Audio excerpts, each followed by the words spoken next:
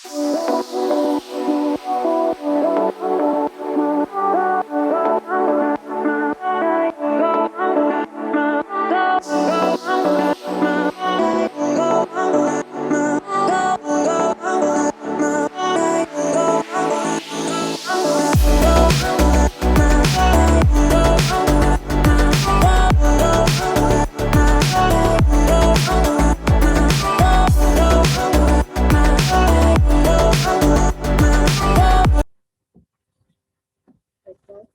warahmatullahi wabarakatuh. Ini adalah contoh data regresi ganda, di mana nama, jenis kelamin, umur, X1, X2, menit, tipe numerik, label nama, jenis kelamin, umur, keterampilan, stres, status kerja, kualitasnya itu satu perempuan, dua laki-laki, dan di umur ada umur yang pertama itu 20 sampai 30, yang kedua 35 sampai 40. Ini saya akan menguji analisis deskripsi statistik, yaitu frekuensi. Langkah-langkahnya itu yang pertama menentukan jenis kelamin, yang kedua kita utarakan, yang ketiga memasukkan umur, terus diokekan, terus kembali lagi. Dalam analisis frekuensi ada dua yang saya uji, itu jenis kelamin dan umur. Dan yang kedua analisis deskriptif statistik, saya menguji deskriptif, yaitu keterampilan X1 diokekan, dan X2 stres kerja diokekan, dan ketiga status kerja diokekan. Ini adalah langkah-langkah dalam analisis deskripsi.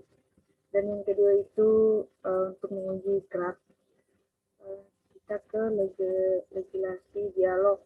Itu ada bar, 3D bar, link, area, speak flow, bit plot, dan lain sebagainya. Dan saya uji di sini yaitu diagram lingkaran. Terus kita define. Terus yang saya uji di sini adalah jenis kelamin.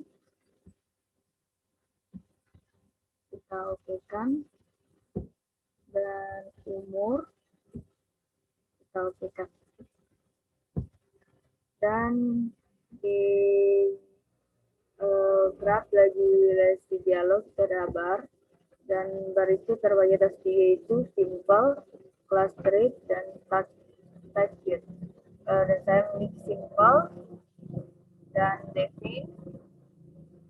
Terus saya menguji keterampilan X1,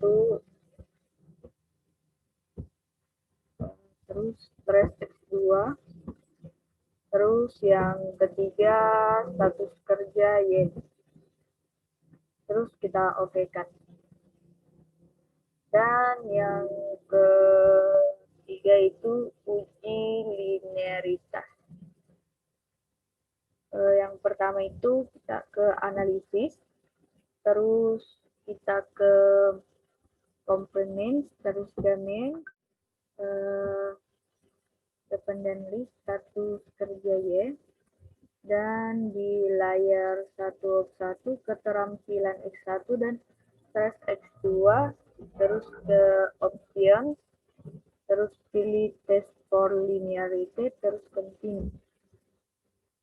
Setelah itu karena hasil uji linearitas. Ketiga, yang berikutnya itu langkah uji normalitas. Langkah uji normalitas, menjelaskan dulu apa itu uji normalitas, yaitu merupakan salah satu bagian dari uji persyaratan analisis data atau uji asumsi klasik, di mana langkah-langkahnya yaitu kita ke analisis, terus ke regression, terus ke linear, terus kita masukkan data dependen status kerja Y dan independen S, keterampilan X1 dan stres X2, terus metodenya enter, terus kita ke select, di atas ada understanding dan kita continue. Dan hasil dari uji yang tadi understanding itu ada di data view, di mana ini adalah hasilnya. Untuk menguji normalitas Kolmogorov-Smirnov itu ada di analisis, terus ke non parametric test, terus ke legality dialog, terus ke satu sampel KS. Ya, di sini kita uji kita masukkan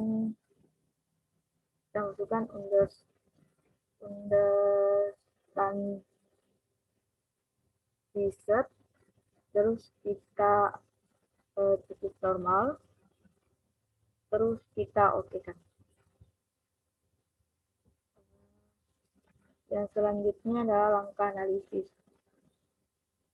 Langkah analisis itu di mana kita ke regression, ke linear, terus kita masukkan dependensi status kerja Y dengan metode enter, dan independen S, keterampilan X1, dan stres X2, dan kita oke kan. Itu adalah langkah-langkah dalam regresi linear, regresi ganda.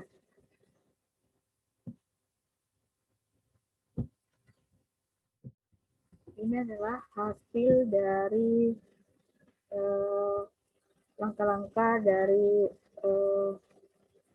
analisis deskripsi. Itu tabel frekuensi. Yang saya uji tadi adalah jenis kelamin dan umur. Jenis kelamin itu validnya 30, jenis kelamin di sini frekuensi perempuan itu 13, perfect 43,3, valid perfect 43,3, dan kumulatif perfect 43,3. Laki-laki 17, perfect 16,7, valid perfect 56,7, dan kumulatif perfect 100, dan total itu ada 30 frekuensi, perfect 100,0 dan valid perfect 100,0.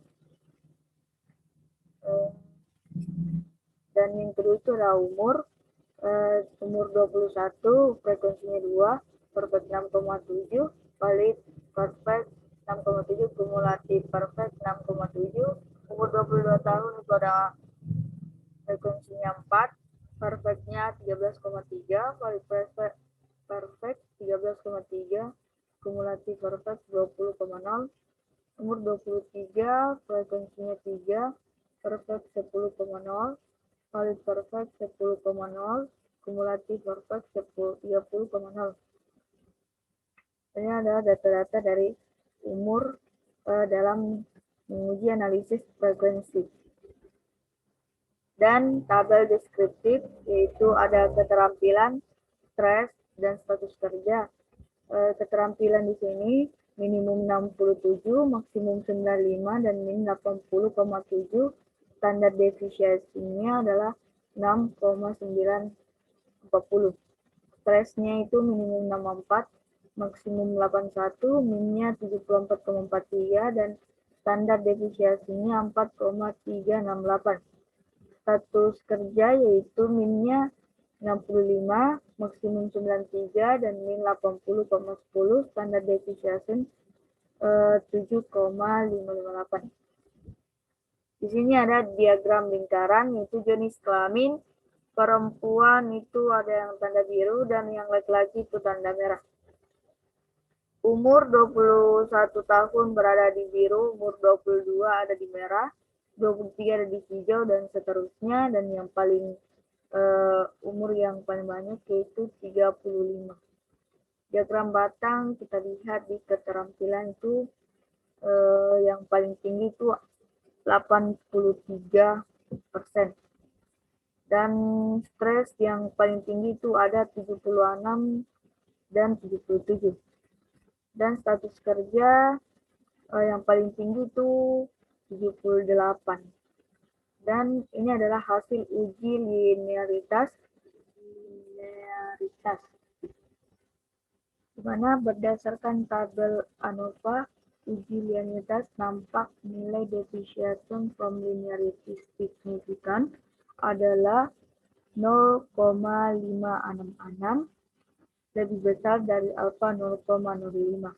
Disimpulkan bahwa ada hubungan linear secara signifikan antara variabel satu keterampilan X1 dengan status kerja Y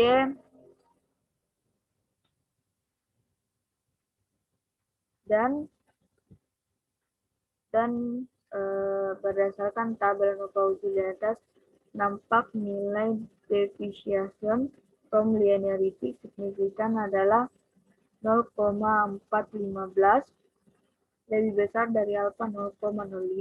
Disimpulkan bahwa ada hubungan linear secara signifikan antara variabel stres X2 dengan status kerja Y.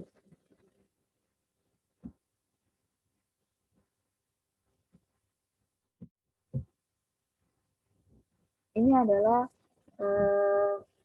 hasil uji normalitas Kolmogorov-Smirnov, di mana asieptik itu ada 200. Berdasarkan tabel output, diketahui bahwa nilai signifikasi IC6 sebesar 0,200 lebih besar dari alfa 0,05. Berdasarkan uji normalitas Kolmogorov-Smirnov, dapat disimpulkan bahwa error dari persamaan regresi tersebut berdistribusi normal.